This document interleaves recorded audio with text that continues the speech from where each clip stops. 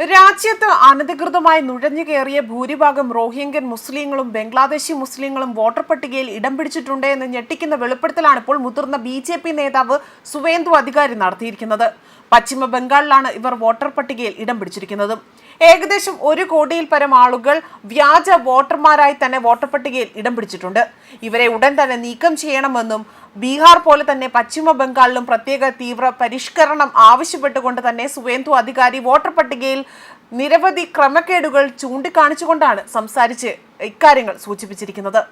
ഹൗറയിൽ മാധ്യമപ്രവർത്തകരോട് സംസാരിച്ച ബി.ജെ.പി. നേതാവാകട്ടെ പശ്ചിമ ബംഗാളിൽ 1 കോടിയോളം അനധികൃത കുടിയേറ്റക്കാരുണ്ട് എന്നും ഇവരിൽ റോഹിംഗ്യൻ മുസ്ലിങ്ങൾ, ബംഗ്ലാദേശി മുസ്ലിങ്ങൾ വോട്ടർ പട്ടികയിൽ മരിച്ചവരുടെ പേരിൽ വ്യാജ വോട്ടർ ഡ്യൂപ്ലിക്കേറ്റ് എൻട്രികൾ, വ്യാജ വോട്ടർമാർ എന്നിവരുണ്ട് എന്നാണ് വ്യക്തമാക്കുന്നത്. വോട്ടർ പട്ടികയുടെ വിശ്വസ്തത അല്ലെങ്കിൽ അത് ഉറപ്പാക്കാൻ ഇന്ത്യൻ തിരഞ്ഞെടുപ്പ് കമ്മീഷൻ ഈ പേരുകൾ നീക്കം ചെയ്യണമെന്നാണ് അദ്ദേഹം ആവശ്യപ്പെട്ടിരിക്കുന്നത്. അതായത് മരിച്ചവരുടെ പേരിലാണ് ഇത്തരത്തിൽ വ്യാജ വോട്ടർ കാർഡുകൾ രൂപപ്പെടുത്തി അവരെ കൊണ്ട് വോട്ടർ പട്ടികയിൽ ഇടം പിടിച്ചുകൊണ്ട് അവരെ വോട്ടിന് കൊണ്ടുവരുന്നതും. പശ്ചിമ ബംഗാളിൽ അടുത്ത വർഷം മാർച്ചിൽ നിയമസഭാ തെരഞ്ഞെടുപ്പ് നടക്കാൻ പോവുകയാണ്. കഴിഞ്ഞ നിയമസഭാ തെരഞ്ഞെടുപ്പിൽ ബി.ജെ.പി. മികച്ച പ്രചരണം നടത്തുകയും ചെയ്തിരുന്നു. ഇത്തവണ ബി.ജെ.പി. സംസ്ഥാനത്ത് അധികാരത്തിലെത്താൻ പരമാവധി ശ്രമിക്കുന്നുണ്ടെന്നാണ് നേതൃത്വം വ്യക്തമാക്കിയിരിക്കുന്നത്. എന്നാൽ ഇത്തരത്തിൽ നുഴഞ്ഞു കയറിയിരിക്കുന്ന ബംഗ്ലാദേശികളും അതുപോലെ റോഹിംഗ്യൻ മുസ്ലിങ്ങൾക്കും തുണയായി വരുന്നത് മറ്റ് പാർട്ടികളാണ് എന്ന ആരോപണങ്ങളും പുറത്തു വരുന്നുണ്ട്. അതേസമയം നിരവധി ബംഗ്ലാദേശി നുഴഞ്ഞുകയറ്റക്കാരെ ഇതിനോടകം തന്നെ നാട് കടത്തുകയും ചെയ്തിട്ടുണ്ട്.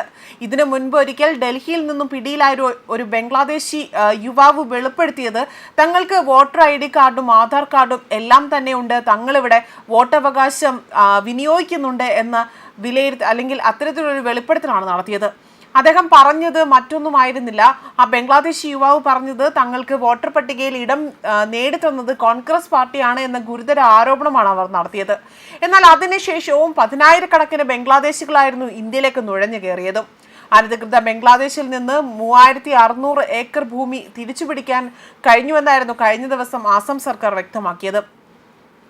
ഇത്തരത്തിൽ നുഴഞ്ഞു കയറിക്കൊണ്ട് ഇവർ പല സ്ഥലങ്ങളിലായി വിഹരിക്കുകയും അവിടുത്തെ സർക്കാർ ഭൂമി കൈയടക്കിക്കൊണ്ട് വീടുകൾ നിർമ്മിക്കുകയും ചെയ്യുന്നുവെന്ന ഗുരുതരമായ വെളിപ്പെടുത്തലുകൾ UP സർക്കാരും ആസാം സർക്കാരും നടത്തിയിരിക്കുകയും ചെയ്തിരുന്നു. ഇതിനെല്ലാം ഇടയിലാണിപ്പോൾ പശ്ചിമ ബംഗാളിൽ 1 കോടിയോളം വരുന്ന ബംഗ്ലാദേശി നുഴഞ്ഞുകയറ്റക്കാർ വോട്ടർ പട്ടികയിൽ ഇടം പിടിച്ചു എന്ന വെളിപ്പെടുത്തലുകൾ നടത്തുന്നത്. അതേസമയം ഏകദേശം 2000 കുടുംബങ്ങളെയാണ് ആസാമിൽ നിന്നും കഴിഞ്ഞ ദിവസങ്ങളിൽ കുടിയൊഴിപ്പിച്ചത്. ബംഗ്ലാദേശികൾക്കെതിരെ കർശന നടപടിയെടുക്കുകയാണ് ഇപ്പോൾ കേന്ദ്രം സർക്കാർ. അതിനിടയിലാണ് അതിന്റെ ഭാഗമായി തന്നെ വിവിധ സംസ്ഥാനങ്ങളിൽ നിന്ന് ബംഗ്ലാദേശികളെ കുടിയൊഴിപ്പിക്കുകയാണ് ഇപ്പോൾ ചെയ്യുന്നത്. ഈ ഒരു കുടിയൊഴിപ്പിക്കൽ ഭയന്നുകൊണ്ട് ബംഗ്ലാദേശിൽ നിന്നും നിരവധി ആളുകൾ പ്രദേശം വിട്ട് മറ്റ് സ്ഥലങ്ങളിലേക്ക് അഭയം തേടാൻ ശ്രമം നടത്തുന്നുണ്ട്. മറ്റ് സംസ്ഥാനങ്ങളിലേക്കും ഇവർ പലായനം ചെയ്തേക്കാമെന്നാണ് വ്യക്തമാകുന്നത്. അതുകൊണ്ട് തന്നെ കനത്ത ജാഗ്രതയാണ് ഇവിടെ അധികൃതർ പുലർത്തുന്നത്. ഭൂമി കയ്യേറ്റക്കാർക്കെതിരെ ആസാമിൽ നടക്കുന്ന വൻതോതിലുള്ള നടപടിയുടെ ഭാഗമാണിത്. ഹിമന്ത വിശ്വ ശർമ്മയുടെ നേതൃത്വത്തിലുള്ള സർക്കാർ ഇപ്പോൾ ഗോലാഘട്ടിൽ പുതിയ നീക്കം ആരംഭിക്കാൻ പദ്ധതിയിടുന്നു എന്നാണ് വ്യക്തമാകുന്നത്.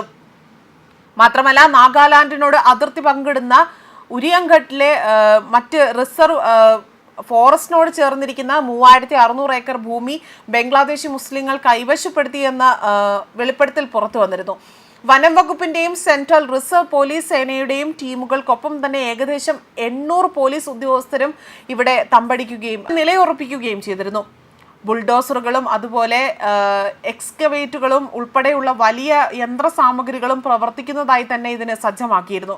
കഴിഞ്ഞ 4 വർഷത്തിനുള്ളിൽ 1.29 ലക്ഷം ബിഘ ഭൂമി കയ്യേറിയതായും ഇത് ഒഴിപ്പിക്കുന്നതായും സംസ്ഥാനത്ത് ഏകദേശം 29 ലക്ഷം ബിഘ ഭൂമി മടക്കി കിട്ടിയതായും മുഖ്യമന്ത്രി ഹിമന്ത വിശ്വ ശർമ്മ വ്യക്തമാക്കിയിരുന്നു. അതേസമയം ഓപ്പറേഷൻ സിന്ദൂറിന് പിന്നാലെ തന്നെ ഇന്ത്യയിൽ നിന്ന് ഏകദേശം 2000-ഓളം അനധികൃത മുസ്ലിങ്ങൾ അല്ലെങ്കിൽ അനധികൃത ബംഗ്ലാദേശി മുസ്ലിങ്ങൾ കുടിയേറ്റക്കാരെ മടക്കി അയച്ചതായും കേന്ദ്ര സർക്കാർ വ്യക്തമാക്കിയിരുന്നു. രാജ്യത്തെമ്പാടും നടത്തിവരുന്ന തിരച്ചിലുകൾക്കും പരിശോധനകൾക്കും ശേഷമായിരുന്നു ഇത്രയധികം കുടിയേറ്റക്കാരെ കണ്ടെത്തിയതും. രണ്ടായിരത്തോളം അനധികൃത ബംഗ്ലാദേശി കുടിയേറ്റക്കാരെ മടക്കി അയച്ചതായും കേന്ദ്ര സർക്കാർ വ്യക്തമാക്കിയിരുന്നു. രാജ്യത്തെമ്പാടും നടത്തി വന്ന തിരച്ചിലുകൾക്കും പരിശോധനകൾക്കും ശേഷമാണ് ഇത്രയും കുടിയേറ്റക്കാരെ കണ്ടെത്തിയതും അല്ലെങ്കിൽ മടക്കി അയച്ചതെന്നാണ് കേന്ദ്ര വൃത്തങ്ങൾ ഇപ്പോൾ അല്ലെങ്കിൽ കേന്ദ്ര വൃത്തങ്ങളെ ഉദ്ധരിച്ചുകൊണ്ട് ദേശീയ മാധ്യമങ്ങൾ റിപ്പോർട്ട് ചെയ്യുന്നതും. ന്യൂസ് ഡെസ്ക് കർമ്മ ന്യൂസ്.